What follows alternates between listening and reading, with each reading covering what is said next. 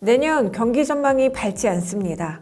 호재가 될 만한 이슈는 없고 온 사방에 불확실성 요인만 수두룩하기 때문이죠. 그래도 내년 주식시장에 대비해야겠죠. 국내 증권사들은 내년 전망치를 속속 내놓고 있는데요. 연말지수 흐름을 확인하면서 유망업종에 대한 투자 비중을 늘릴 투자처를 결정하겠다는 입장입니다. 주시하고 있는 대표 산업은 어디일까요? 어느 정도 예상하고 계시겠지만 반도체입니다. 반도체가 살아야 국내 경제는 물론 주식시장도 살아나죠. 다행인 것은 연말로 가까워지면서 회복 흐름이 감지되고 있습니다. 전방 산업이 회복되면서 내년 반도체 수요가 올해보다 늘어날 것으로 예상됩니다. 상반기 내내 부진했던 반도체 지수도 최근 상승 흐름입니다. 국내 대표 반도체 종목 50개로 구성된 KRX 반도체 지수는 이달 14일까지 12.1% 올라 전체 28개 KRX 지수 중 가장 높은 상승률을 기록했습니다. 삼성전자를 필두로 반도체 주요 업체가 4분기부터 회복 국면에 접어들 것이라는 전망도 나오고 있죠. 글로벌 파운드리 업체인 대만 TSMC의 10월 매출이 8개월 만에 증가세로 돌아섰습니다. 챗 GPT 등의 생성형 AI용 반도체를 생산하는 엔비디아가 출력 속도를 2배 높인 신형 칩을 지난 13일 공개한 것도 시장에 활력을 불어넣고 있죠. 고대역폭 메모리를 공급하고 있는 회사들의 수혜가 예상되는 부분입니다. 국내 증권사들은 이러한 흐름을 고려할 때 내년 주목할 만한 업종은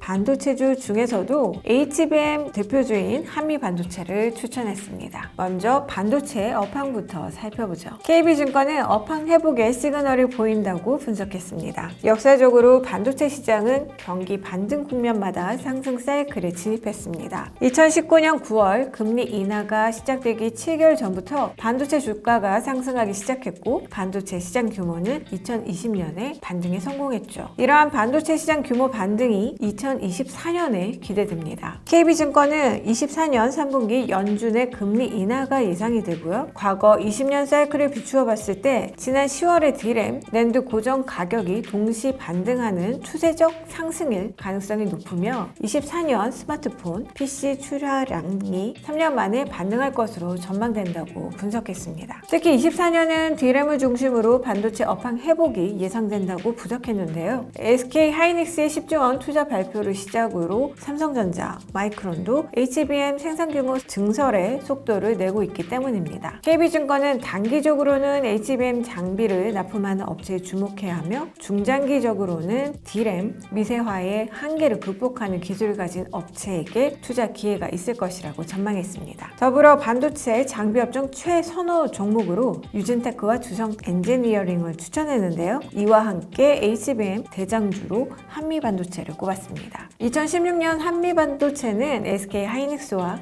HBM용 듀얼 TC 본더 국산화에 성공했죠. 한미반도체는 기존 장비보다 처리량이 4배 더 늘어난 듀얼 TC 본더를 앞세워 시장 점유율을 빠르게 끌어올렸습니다. 지난 8월에는 SK 하이닉스가 HBM3E 생산 규모 증가를 위해 충북 청주시의 M15의 HBM 생산 라인 증설을 발표했는데요. 동시에 한미반도체가 8월 31일과 9월 29일 SK 하이닉스로부터 HBM향 TC 본더 수주 계약을 공시했습니다. 계약 규모는 1,012억 원인데요. KB증권은 SK 하이닉스 HBM 신규 라인에 설치되는 TC 본더 중 80% 이상을 한미반도체가 납품할 것으로 추정된다고 전했습니다. 주식시장도 한미반도체의 대규모 수주 공시에 반응했죠. 최근 한미반도체 주가는 연초 대비 451% 상승해 비싸다고 느껴질 수 있습니다. 이에 대해 KB증권은 HBM 관련 글로벌 장비업체인 BSI와 DISCO의 24년 PBR 평균을 12.2배로 한미반도체의 8.9배와 비교할 경우 밸류에이션이 과도한 수준은 아니라고 판단한다고 분석했습니다. 특히 KB증권은 SK 하이닉스는 24년 10조 원 규모의 생산 집행을 발표했는데 향후 SK 하이닉스의 HBM3E가 엔비디아의 H200을 시작으로 B100, GH200에 탑재될 예정이라며 한미반도체의 HBM TC 본더 수주는 이제 시작인 만큼 향후 추가 수주도 예상돼 밸류에이션 부담은 해소될 것이라고 전망했습니다. 실적 추이도 볼까요? 한미반도체의 3분기 실적에 실망한 투자자분들이 계실 텐데요. 3분기 매출액은 전분기 대비 36% 하락, 전년동기 대비 61% 하락한 312억 원을 기록했습니다. 시장 예상치보다 28% 하회한 성적입니다. 좋지 않죠? 실적 하락의 원인은 전방 중의 하나인 중국 시장의